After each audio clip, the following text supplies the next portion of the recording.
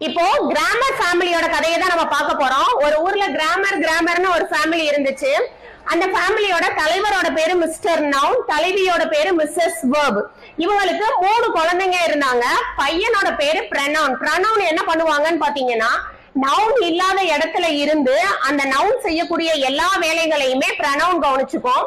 இப்போ இந்த adjectives adverb அப்படிங்கிறது இவங்களோட 2 பொண்ணுங்க, டாட்டர்ஸ். இதுல ஃபர்ஸ்ட் அட்ஜெக்டிவ் வந்து நவுனோட செல்லம், அவங்க அப்பாவோட செல்லம். அதனால அட்ஜெக்டிவ் என்ன பண்ணணும்னா, அவங்க அப்பாவை பத்தின எக்ஸ்ட்ரா இன்ஃபர்மேஷன் ஏதாவது கொடுக்கணும்னா அல்லது அவரை வந்து பிரைஸ் பண்றது எல்லாத்தையுமே இந்த அட்ஜெக்டிவ் பாத்துக்கும். நெக்ஸ்ட் அட்வர்ப் வந்து யாரோட செல்லம்னு பாத்தீங்கன்னா, அவங்க அம்மாவோட செல்லம். அவங்க அம்மா யாரு?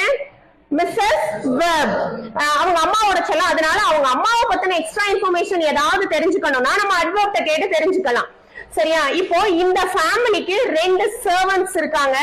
First one preposition. ப்ரிபோசிஷனோட வேலை என்னன்னு பாத்தீங்கன்னா, இவங்க ஃபேமிலிக்குள்ள இருக்கக்கூடிய ரிலேஷன்ஷிப்ப ப்ரிபோசிஷன் தான் டிசைட் பண்ணும்.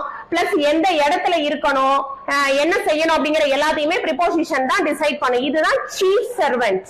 நெக்ஸ்ட் இன்னொன்னு என்னன்னு பாத்தீங்கன்னா கன்ஜங்ஷன். கன்ஜங்ஷனோட வேலை என்னன்னா, இந்த ஃபேமிலிக்குள்ளயோ அல்லது இவங்களுக்குள்ளயோ ஏதாவது பிரச்சனை வந்துச்சுன்னா இடையில நின்று அவங்க 2 பேரும் என்ன பண்ணிடுவோம், சேர்த்து வச்சிரும்.